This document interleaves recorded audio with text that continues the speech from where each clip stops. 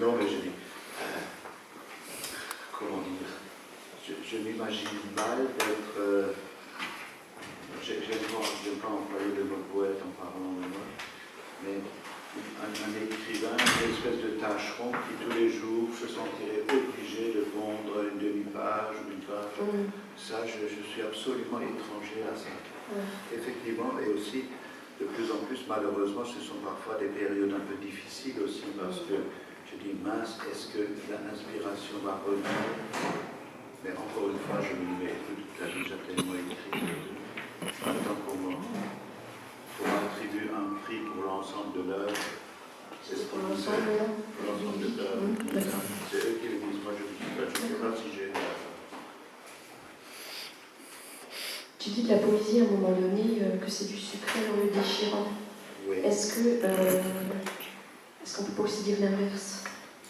Que ce serait du déchirant dans le sucré?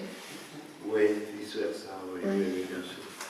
Oui, là, je le dis aussi par rapport à un petit poème qui... Alors, ça c'est l'inspiration.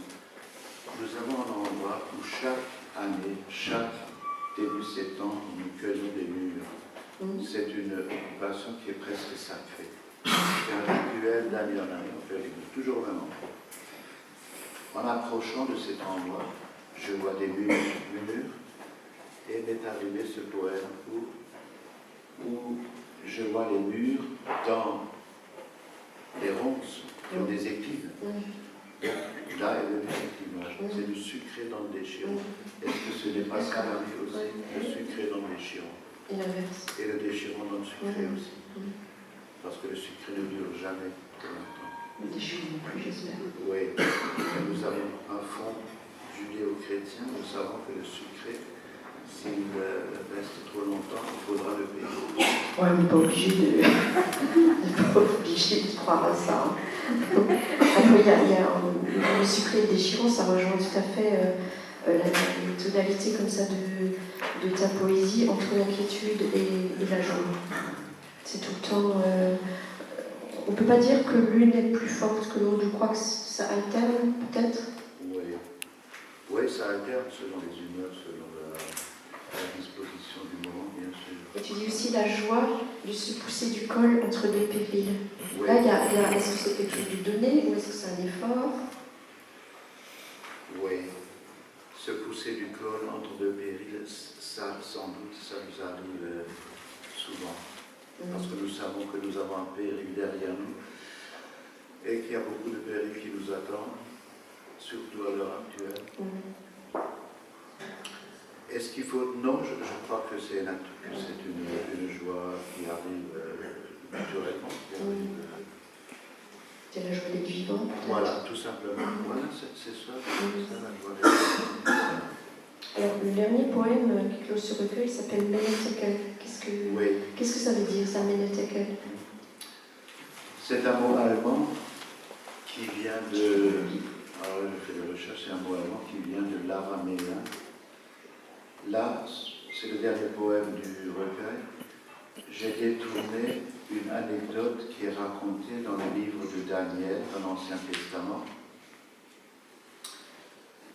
où le roi Balthazar, le roi de Babylone, un soir d'orgie, fait venir les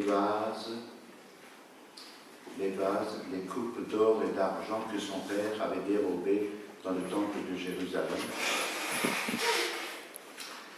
Et tout à coup, il voit une main qui écrit sur la muraille des mots incompréhensibles. Et là, on fait appel à Daniel qui lui déchiffre ces mots. Alors, Méné veut dire compter. Les jours de ton règne sont comptés. Méné Tekel veut dire tu as été pesé sur la balance et on t'a jugé bien léger. Alors il y a encore Upharsin, ton royaume sera divisé. Effectivement, il sera divisé entre les Mèdes et les Perses. Donc c'est un mot allemand qui veut simplement dire mauvais présage, mauvais pressentiment. Donc j'ai détourné ce passage de la Bible. Tu l'as détourné dans le but de dire...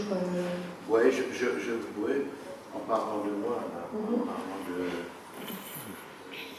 Mais de toute façon, je vais le lire. Oui. Tu peux le lire maintenant. Ouais.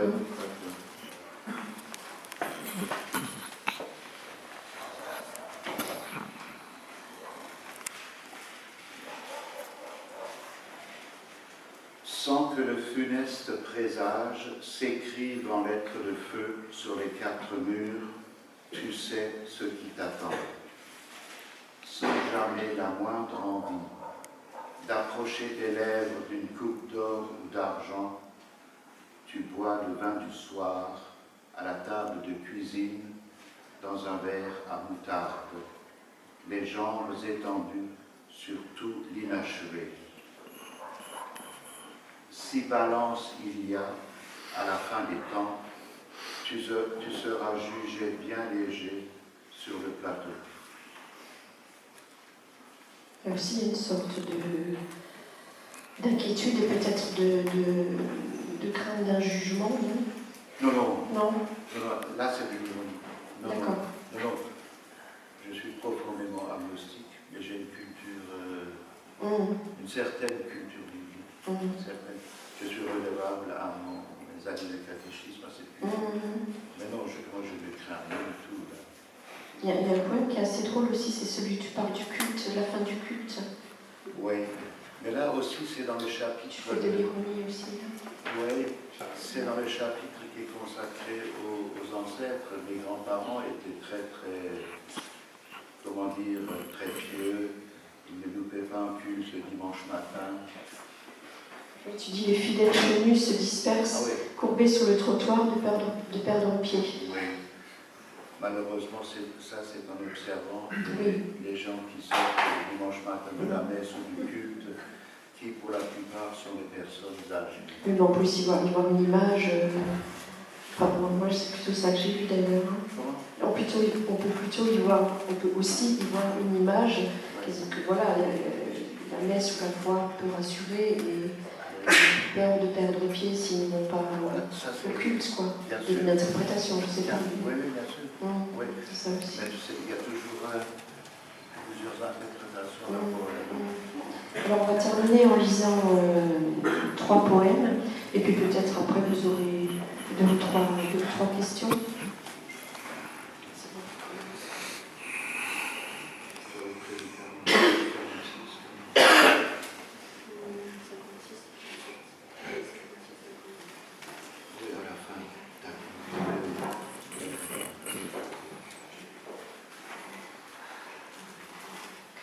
Les hautes herbes que fige le soir, j'ai beau les envier, j'accours dans les mots, remue la langue de peur. On dirait que le silence me glisse à l'oreille le fin mot de toutes nos histoires, d'être ou ne pas. Recommandation à moi-même. Creuse plus profond dans ton ignorance. Si tu atteins le fond, délivre ton message d'espoir, il sera valide.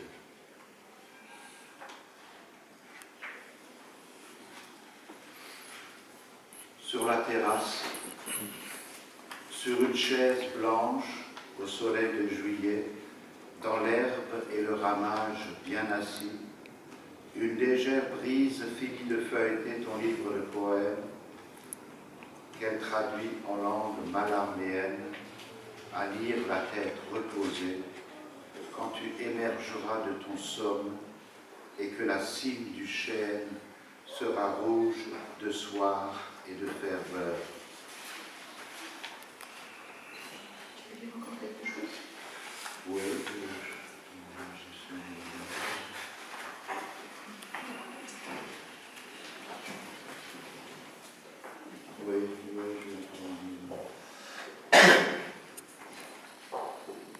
Nuit de pleine lune au bord d'un étang. Au soir, le vent retire un dernier nuage de l'étang et le souffle par-dessus les autres. Avec la nuit, tombe une moitié de la lune sur l'eau calme. La nuit est limpide. On entend venir un cheval au galop. On entend roi des zones et ses films. Peut-être il y a